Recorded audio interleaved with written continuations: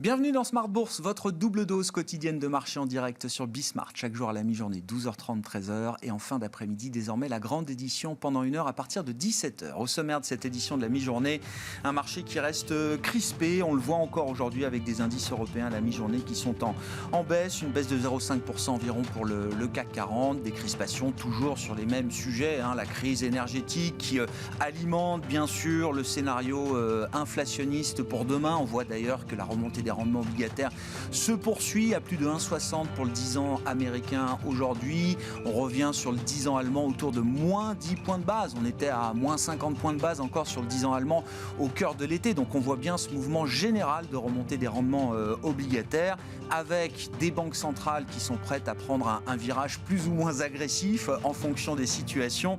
Les prochaines échéances auront lieu en la matière début novembre avec notamment la réunion de la Fed les 2 et 3 novembre prochains. Et puis le sujet chinois qui n'est pas complètement refermé. On voit quand même que le stress immobilier se diffuse à d'autres promoteurs au-delà d'Evergrande et on voit quand même des retards, voire des non-paiements d'intérêts ou de remboursements qui s'accumulent dans le secteur des développeurs immobiliers en Chine. Le sujet reste donc un point d'attention pour les investisseurs. Sur le front de la macro, on verra dans quelle mesure les prévisions pour la croissance mondiale sont révisées à la baisse peut-être pour l'an prochain. Le FMI livrera tout à l'heure son nouveau set de prévisions à l'occasion des réunions d'automne de la Banque mondiale et du Fonds monétaire international. Notez au passage sur le plan politique que la directrice générale du FMI, Kristalina Georgieva, a été confirmée à son poste malgré le scandale du rapport Doing Business de la Banque mondiale qui est survenu lorsqu'elle dirigeait l'institution, la Banque mondiale. Kristalina Georgieva qui reste donc avec le soutien des Européens, directrice générale du FMI aujourd'hui. Et puis bien sûr, le grand enjeu de la semaine, c'est le coup d'envoi des publications de résultats trimestriels aux États-Unis avec le secteur bancaire qui animera la semaine. JP Morgan publiera dans quelques heures maintenant, en début d'après-midi avant l'ouverture de Wall Street. On s'intéressera à cette séance de publication. Quels sont les enjeux? On attend quand même une forte progression encore des résultats sur le trimestre d'une année sur l'autre, plus 27% selon le consensus. On était sur des rythmes encore plus imposants sur les trimestres précédents, plus 52% au Q1, plus 92% au Q2 pour les résultats des sociétés américaines. Qu'en penser? On en parlera avec Thierry Gill qui sera avec nous en plateau, le président de Raymond James Euro Equities.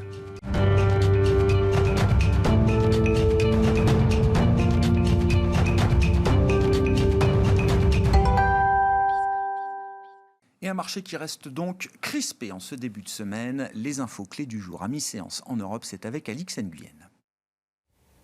Tout le monde recule après Wall Street et les marchés asiatiques. C'est au tour de la Bourse de Paris.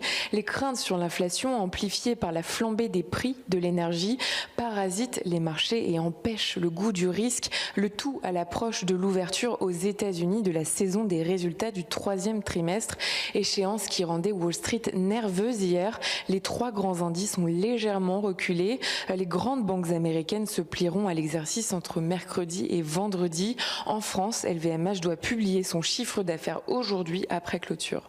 Mercredi, les marchés découvriront aussi les chiffres des prix à la consommation. Ils seront suivis vendredi par ceux aux États-Unis des ventes au détail, des données attendues de pied ferme car elles pourraient mieux aiguiller quant au calendrier du tapering de la Fed. Les pressions inflationnistes sont amplifiées par plusieurs statistiques. Il y a l'évolution des prix de gros au Japon en hausse de plus de 6% sur un an, en Allemagne en hausse d'un peu plus de 13% ou encore la hausse de 6% des salaires britanniques. Un stress général autour de la hausse des prix qui devrait accélérer le resserrement de la politique monétaire des grandes banques centrales. Ce matin, l'indice ZOO du sentiment des investisseurs allemands sur les perspectives économiques ressort plus faible que prévu à 22,3 en octobre. En Chine, les contrats à terme sur le charbon ont atteint de nouveaux records alors que les cours de pétrole se maintiennent sur des plus hauts de 3 ans pour le Brent et de près de 7 ans pour le brut léger américain. En Asie, les marchés reculaient ce matin, soit l'interruption d'une série de 3 séances de hausse d'affilée. Le CSI 300 chinois a pour sa part fait les frais d'une perspective d'un renforcement des contrôles, notamment dans le secteur financier. On relève aussi que certains détenteurs d'obligations Evergrande n'auraient pas reçu des versements d'intérêts dus hier. Focus sur quelques valeurs. L'équipementier ferroviaire Alstom a été sélectionné pour le le contrat du système de métro automatique de la ligne 18 du futur métro francilien Grand Paris Express. Il reliera Versailles à l'aéroport d'Orly. Le contrat porte notamment sur la fourniture d'un maximum de 37 rames pour un total de 400 millions d'euros. Et puis Bernstein relève le titre du groupe de restauration collective Sodexo, de performance de marché à surperformance. Il porte son objectif de cours de 79 à 94 euros. Sodexo progresse de plus de 2%. Tendance, mon ami, c'est chaque jour avec Alix Nguyen à 12h30 et 17h dans Smart Bourse sur Bismart.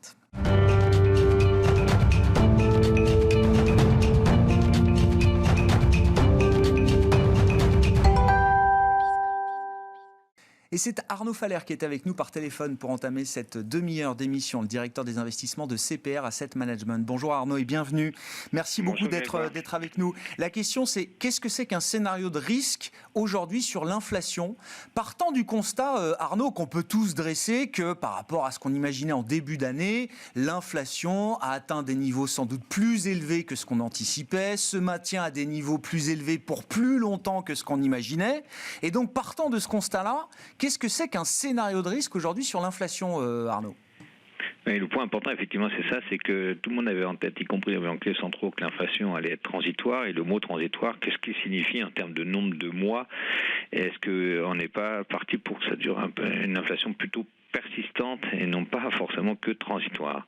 Donc évidemment ça passe par d'abord l'énergie, donc on a plusieurs fois fait écho, donc le gaz qui atteint des niveaux équivalents de pétrole très élevés, aux alentours de $160, avec une Russie qui au passage livre peu de volume à l'Europe, et c'est des choses qui sont surveillées quotidiennement. C'est une des raisons pour laquelle le prix du gaz monte beaucoup.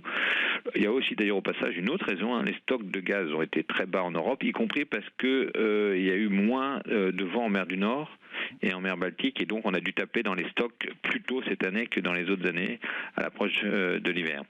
Et ça entraîne évidemment aussi des répercussions sur le prix du charbon et sur l'électricité qui est liée au prix du gaz. Et donc, est-ce que oui ou non on aura des effets de second tour ? Donc ça passera d'abord évidemment par le secteur naturel qui est le transport, mais aussi il nous semble qu'il ne faut pas oublier, c'est qu'évidemment il y a d'autres secteurs qui vont être impactés, comme la chimie ou de manière générale l'ensemble de secteurs industriels qui ont pas mal besoin d'énergie. En fait, ce qui se passe, c'est qu'on a eu un déplacement de la demande qui était assez axé service, et avec la réouverture des économies, évidemment, il y a une demande de biens qui s'est faite un peu de manière synchrone partout dans le monde, ce qui fait que il y a les ajustements vont prendre bien plus de temps que ce que les observateurs imaginaient. D'autant plus qu'en fait, oui ou non, on aura des sujets de coûts salariaux, de hausse de coûts des salaires. Évidemment qu'on a en tête, il y a des pénuries de manœuvres dans le secteur, par exemple en France, l'hôtel, restaurant, loisirs. Mais si on fait un point sur les États-Unis, donc il y a eu les chiffres de création d'emplois qui ont été peut-être décevants en vendredi dernier, mais c'était plutôt un bug statistique. Il nous semble que c'est assez étonnant le fait qu'il n'y a pas eu de création d'emplois, notamment dans le secteur de l'enseignement, à la veille de la rentrée scolaire. Le point important, c'est qu'effectivement aujourd'hui, le déséquilibre est très fort entre l'offre et la demande dans ce marché du travail. On a 7,7 millions de chômeurs pour 10,9 millions de postes ouverts. Et donc ça se traduit en salaire. Et donc les salaires mensuels ont monté de plus 0,6 en septembre, même si août a été révisé un peu à plus 0,4. Mais il faut se rappeler, Grégoire, que pendant 20 ans, on avait des chiffres plutôt aux alentours de 0,01 par mois. Donc en rythme annuel, là, les 3 derniers mois, ça en est à 5,5% de hausse, y compris d'ailleurs les salaires des non-cadres, parce qu'il y avait toujours eu l'idée de dire mais les bas salaires montent. Et là encore, les salaires des non-cadres montent aussi. Et d'ailleurs, ça se traduit, donc pour revenir à la scène, pour illustrer le propos, ce que c'est qu'un scénario alternatif, c'est on aurait des anticipations d'inflation qui montent encore, à l'image de franchement, vous avez vu récemment l'inflation anticipée en zone euro qui a beaucoup monté, d'ailleurs plus vite que l'inflation anticipée aux États-Unis. C'est-à-dire que sur un mois, l'inflation anticipée aux États-Unis, ça monte en gros une dizaine de BP à 2,5 sur le 10 ans. il vaut mieux parler d'inflation à 10 ans parce que, évidemment, l'inflation à 1 an ou 2 ans est tellement perturbée par les aléas du prix du baril. Mais à 10 ans, c'est ce que regardent les marchés et les banquiers centraux. C'est 2,50 d'anticipé aux États-Unis, après plus 10, une dizaine de BP récents. Mais en zone euro, c'est là aussi il faut faire attention, c'est que l'inflation anticipée en zone euro a bien monté. 35 points de base pour atteindre les 1,75 aujourd'hui. Donc il nous semble que d'ailleurs la BCE va regarder le niveau actuel, les 1,75, mais aussi la rapidité à laquelle on atteint. Si ça monte de 35 BP par mois, c'est là où effectivement la vitesse va tellement surprendre que tout le monde focus effectivement sur la Fed qui va entamer son tapering, donc c'est-à-dire le ralentissement des achats à partir il nous semble qu'il pourrait l'annoncer en novembre pour une mise en place en décembre, avec une hausse des taux dans la foulée, c'est-à-dire à l'automne, automne 22, mais les marchés anticipent aussi une première hausse de taux BCE pas si loin après, quelques mois après, donc au printemps 23. Voilà. Ça veut dire, Arnaud, ça veut dire que le niveau d'inflation, enfin quand même, les banques centrales ont cherché, à travers leur politique monétaire, à générer ce rattrapage de l'inflation. Vous dites, on est peut-être en train de basculer dans un scénario qui mettrait les banques centrales dans des situations inconfortables. Oui, d'autant plus que la BCE accorde, il nous semble, plus de poids aux anticipations d'inflation que la Fed, et la vitesse d'augmentation des anticipations d'inflation peut-être surprendre. C'est-à-dire que, comme d'habitude, dans le monde obligataire, c'est pas forcément des choses douces et progressives qui arrivent, mais c'est plutôt des marges d'escalier un peu fortes. On l'a vu d'ailleurs sur les 10 ans américains, c'est-à-dire que tout d'un coup, il ne bougeait pas et tout d'un coup, il a pris 30 centimes aussi. Et d'ailleurs, le Bund aussi a monté Donc c'est plutôt des grosses marges d'escalier et c'est pas facile à piloter, ces marges d'escalier, parce que l'ampleur des marges peuvent être fortes. Et donc, dans ce scénario-là, en fait, il faudra avoir en tête que il y a aucune classe d'actifs qui réellement tirait son épingle du jeu. C'est-à-dire qu'on aurait évidemment les obligations qui marqueraient le pas, encore plus qu'elles le font aujourd'hui, les actions qui subiraient, alors les actions de croissance encore plus que les actions value, c'est-à-dire les financières pourraient surperformer les indices, c'est pas pour autant qu'elles progresseraient en absolu, quoi. Et on aurait peut-être, en fait, on aurait une appréciation peut-être certaine du dollar. C'est peut-être sur les devises qu'il y aurait plus de variations positives à attendre de certaines classes d'actifs.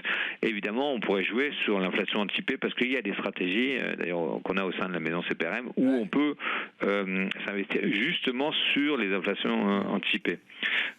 À surveiller de près parce que, encore une fois, c'est des choses qui sont à piloter par les banquiers centraux, mais c'est plutôt une route de crête. C'est-à-dire que c'est un peu d'un côté comme de l'autre, il y a quand même quelques risques. Et donc, faire toujours confiance aux banquiers centraux, évidemment.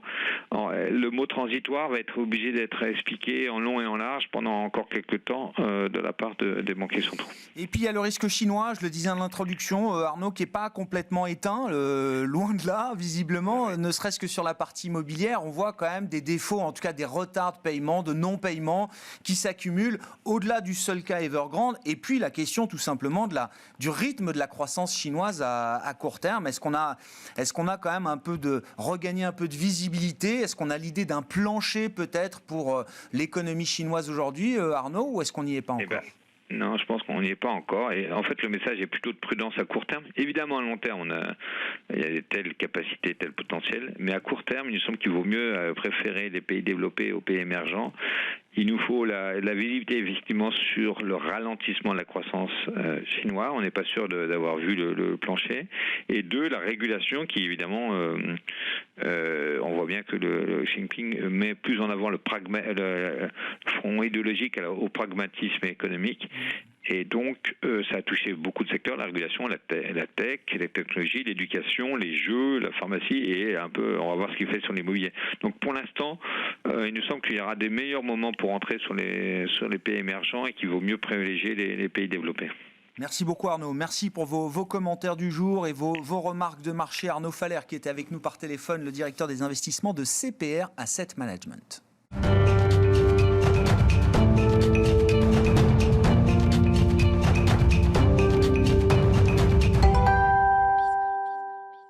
ça va être l'angle de lecture des investisseurs pour les prochains jours, les résultats d'entreprises à travers lesquels on va regarder les sujets d'inflation, les sujets chinois ou autres.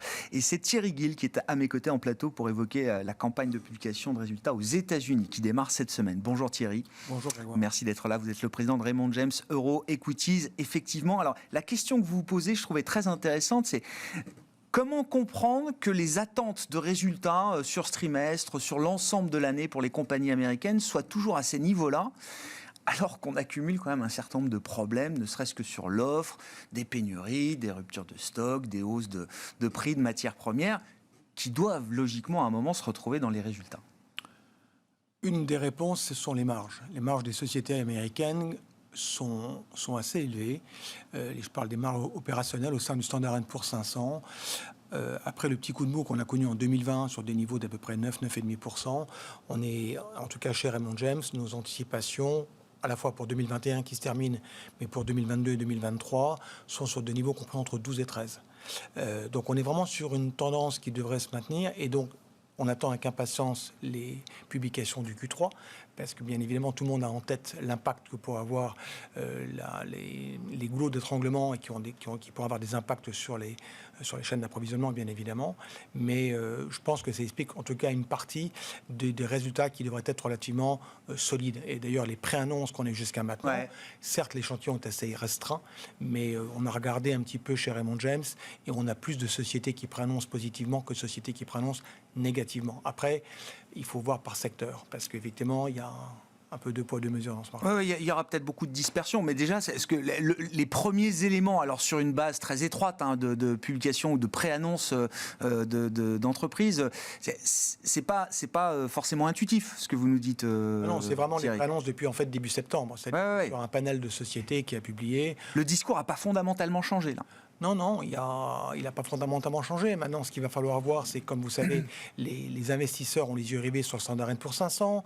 L'indice Standard & Poor's 500 est un indice dont le poids est calculé sur la CAPI boursière. Donc, c'est pas une véritable... Je ne cesse de répéter ça à mes clients, que votre pire ennemi, c'est le S&P, parce que c'est pas l'indice qui doit vous motiver dans les prochains mois. Certes, ça l'a été pendant plus de 10 ans, mais aujourd'hui, si notre scénario se met en place, on est vraiment sur un scénario beaucoup plus, je dirais, du S&P equal weight, ou bien des secteurs plutôt small cap. C'est ça qui nous intéresse. Donc moins de poids de la tech. Justement, là, quel type de dispersion est-ce que vous anticipez sur les publications de résultats du troisième trimestre ? Est-ce qu'on peut faire un peu les gagnants, les perdants, ceux pour qui il y a des risques de bonnes nouvelles, de bonnes surprises, ceux qui risquent peut-être de décevoir ? On a des secteurs, en fait, on a déjà, au travers des préannonces qu'on a depuis début septembre, depuis Labor Day, 3-4 secteurs qui ont plutôt fait des préannonces favorables. C'est l'énergie, c'est l'immobilier, c'est la conso discrétionnaire. Les secteurs qui ont plutôt un peu souffert pour l'instant, et on verra demain avec la publication de JP Morgan, c'est les finances, c'est une autre partie de la conso discrétionnaire, et aussi les parties industrielles. Mais encore une fois, au-delà des chiffres eux-mêmes, ce qu'il va falloir, c'est comment les sociétés réagissent sur les publications. Et pour prendre l'image, on a évoqué tout à l'heure les chiffres de l'emploi de vendredi dernier. On aurait pu imaginer qu'avec un chiffre de création d'emplois relativement faible, même si le taux de chômage s'était amélioré, que les taux se détendent. Il n'en a pas été le cas. Donc en fait, parfois, c'est plus la façon dont on réagit aux nouvelles. Et on est sur un scénario du trimestre, ça a été rappelé précédemment, sur une croissance annuelle d'à peu près plus 27, en séquentiel du moins 7. Ça va décélérer. Les arbres ne peuvent pas monter au ciel non plus. Mais on est sur un scénario, en ce qui nous concerne, sur 2021 et 2022, raisonnablement optimiste sur les profits. Oui, avec une poursuite du croissance à 2 chiffres, c'est ce que je comprends. Oui. Si on prend les profits du SPI 500, nos estimations chez nous sont à $205, FactSet est à $200, mais l'année prochaine, là où FactSet est généralement assez consensuel et un peu en retard sur les anticipations des maisons comme les nôtres, nous on est sur des anticipations à $225-230, en prenant en compte l'impact de la hausse des impôts qui pourrait être la résultante de l'application des plans Biden, avec un taux d'IS à 25%. Quand on a cette vision-là, ces perspectives-là, Thierry, est-ce que le marché américain est cher aujourd'hui ? Est-ce qu'il est normalement cher ? Alors, je vais vous donner quelques chiffres. Le PE historique du marché américain depuis le début du siècle dernier, c'est à peu près entre 16,7 et 16,8. Si vous regardez le PE moyen, et je parle bien du PE moyen sur les 20 dernières années, le PE, il se maintient au-dessus de 20. Bien sûr qu'il a été sur des niveaux de 13, 14 en 2008, en pleine crise. Pareil en 2016, quand il y a eu une autre crise, la petite crise industrielle. Mais globalement, on est au-dessus de 20. Et on l'est au-dessus de 20 parce que le poids de la tech est très important. Dans la composition de ces boîtes de tech, vous n'avez pas tellement d'actifs tangibles. On n'est plus dans un monde des années 70, 60 avant, avec des stocks des entreprises, de l'appareil productif qui était très important. Vous êtes sur des intangibles, vous êtes sur le poids des marques. Et rien que ça, déjà, ça vaut quelques points de PE de plus. Donc, à votre question, est-ce que c'est cher ? C'est une bonne question. Nous, nos anticipations sur l'année prochaine sont basées sur un PE de 22, parce qu'on part du principe que même si les taux devraient rester bas, mais vont monter, alors je m'explique, il faut donner quand même des amplitudes à nos auditeurs. Nous, en début d'année, on avait un scénario de taux 10 ans près de 2%. Ouais. Ce qui était raisonnable encore en mars dernier, quand le taux 10 ans valait 1,70, était presque risible pendant les mois d'été, vu qu'on n'arrivait pas à se tendre. Et il y a eu un effet d'annonce par Powell sur le tapering fin août, qui a déclenché ce mouvement de hausse des taux. On est aujourd'hui à 1,61. Donc je ne sais pas si on ira à 2. C'est plus la tendance qui m'intéresse que le niveau. Il faut savoir une deuxième chose, c'est que quand vous observez, c'est le travail qu'a fait notre stratégiste, quand vous regardez le niveau de l'inflation, parce que c'est un mot qu'on utilise un petit peu à tort et à travers, mais d'abord, je l'avais rappelé la dernière fois que j'étais venu vous voir, il faut ramener ça à la croissance du PIB. Bien sûr. 5,7 aux États-Unis cette année, 3,8 l'année prochaine. Oui. Comme on décale dans le temps à cause de la chaîne d'approvisionnement, on est en train de revoir 2022 à la hausse et pas à la baisse. Mais voilà, quand vous regardez les niveaux d'inflation entre 1 et 2, 2 et 2,5 ou 2,5 et 3, donc globalement jusqu'à 3% de taux d'inflation, le PE du marché américain, il oscille entre 18,7 et 19,5. Il ne bouge pas beaucoup. Vous avez un effet de cap, c'est quand vous passez au-delà de 3% d'inflation. Où là, ça peut écraser de l'ordre de 1 point ou 1,5 point. Donc les 22 fois de l'année prochaine, ça sera peut-être que 21 fois, nous paraissent quelque chose d'atteignable. Sur le plan, suivra demain, en début d'après-midi, le coup d'envoi du secteur bancaire, notamment avec JP Morgan. Un petit mot quand même du plan politique. Vous avez évoqué rapidement les programmes Biden avec la partie fiscale. Est-ce qu'il faut être, déçu, ou est-ce qu'il faut peut-être s'interroger sur la vitesse à laquelle Joe Biden est bloqué dans sa démarche et dans ses grands programmes d'infrastructures, sociaux également, qui sont les deux programmes phares de son mandat, moins d'un an après son arrivée à la Maison-Blanche. Alors beaucoup de choses ont été faites dans l'urgence, dans la continuité de la politique de Trump, ça n'a pas de sujet, mais on voit que, alors qu'on avait de grands espoirs, que le marché, je ne sais pas si la hausse du marché est aussi en partie liée aux grandes promesses de dépenses, je ne sais plus, 4 trillions de dollars, à un moment c'était les chiffres qu'on manipulait. Est-ce qu'il faut être beaucoup plus mesuré aujourd'hui sur la capacité de Biden à délivrer ce qu'il a promis ? Alors, je ne sais pas si on peut être déçu, pour reprendre votre terme. Ce qui est sûr, c'est qu'il a une marge de manœuvre, somme toute, assez limitée. Souvenez-vous, certes, il a la majorité aux deux chambres, mais au Sénat, il ne le doit qu'à le double vote de la vice-présidente. Et finalement, il a perdu des voix à la Chambre des représentants, et je crois que l'écart de voix entre démocrates et républicains doit être de 10 ou 15 sièges.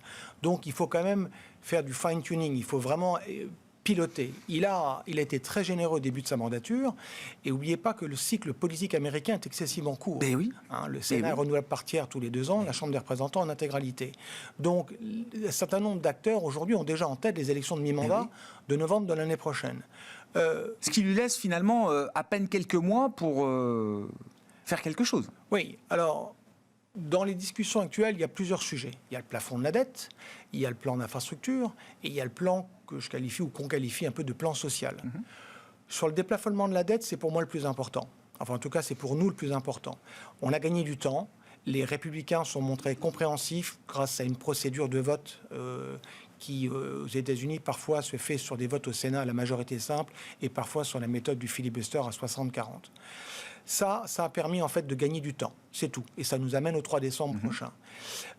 La volonté des démocrates aujourd'hui, et en fait, je dirais qu'il faut plus que Biden fasse le ménage au sein de son propre parti, qu'elle ne vient de l'opposition républicaine. Et vous avez effectivement, entre manager des personnalités comme sur son aile gauche, Sanders ou Warren, avec son aile parfois libérale. Centriste, cette sénatrice de l'Arizona, Sinema, et aussi Manchin. Voilà, c'est important. Et donc, il doit piloter ça.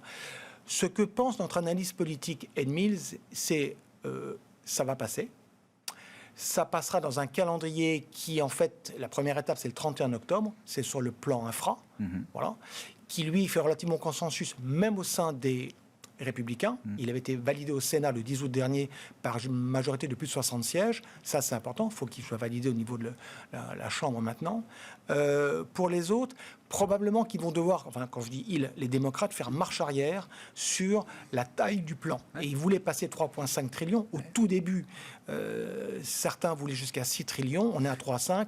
On pense que ça se fera plutôt entre 1,8 et 2 trillions. Mais oui. Voilà. Et donc, le plan sera moins ambitieux. Comment on arrive à faire cet exercice de style en réduisant la durée des aides? Au lieu de faire un plan sur 10 ans, vous le faites sur 5 ans. C'est une des pistes qui est envisagée et qui, selon nos analyses, devrait aboutir avant la fin de l'année.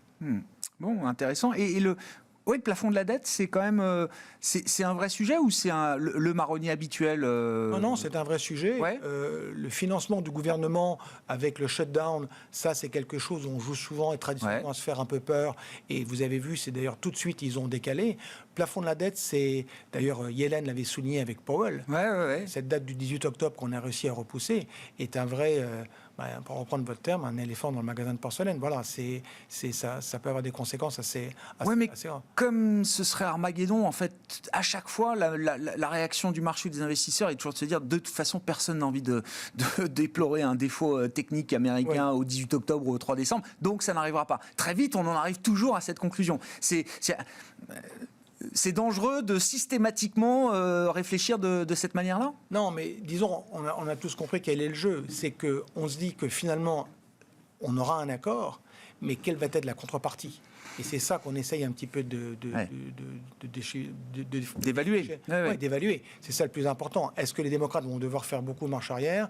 Et voilà. Et avec comme conséquence, éventuellement, politique pour Biden l'année prochaine. Je reprends votre raisonnement sur les taux, Thierry. Si le sens du voyage reste une pontification de la courbe, une remontée encore des rendements obligataires, on verra 2% au-delà. L'avenir nous le dira. Du point de vue du marché action, ça veut dire qu'on est reparti pour un tour de value, comme on dit, ce qu'on avait observé par exemple au premier trimestre de cette année. Oui, en quelques mots, c'est ça. C'est-à-dire que d'abord, s'il y a inflation, la meilleure classe d'actifs, ce sont les equity. Ça, là-dessus, je pense que tout le monde est relativement d'accord. Après, il faut dissocier la partie nominale de la partie réelle, mais sur les profits des entreprises en tout cas.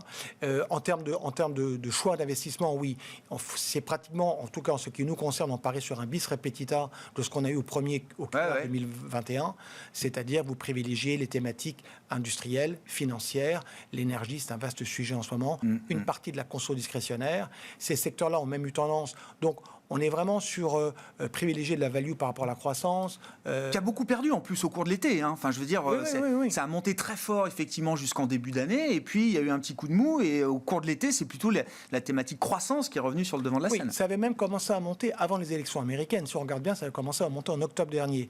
L'apparition du variant Delta a ramené les gens avec leurs vieux réflexes, c'est-à-dire revenir sur un côté un peu plus de visibilité ou défensif. Et dans ce secteur-là, ça peut paraître bizarre quand je parle de défensif, mais il y a une partie de la tech, en l'occurrence les fameuses GAFAM, et cette bascule qu'on a observée fin août avec le discours de Powell sur le tapering a remis en selle du fait du franchissement du taux, on va dire d'un niveau de 1,40 sur le taux 10 ans, et a remis en selle toute une partie cyclique. Donc cette fin d'année, nous on se dit même cause, mêmes effets, on irait remettre l'on sur ces secteurs. Merci beaucoup Thierry. Merci pour votre analyse de la situation américaine et pour les enjeux de ces résultats du troisième trimestre qui commencent donc cette semaine aux États-Unis. Thierry Gill qui était avec nous en plateau, le président de Raymond James Euro Equities, invité de Smart Bourse à la mi-journée. On se retrouve ce soir en direct à 17h sur Bismart.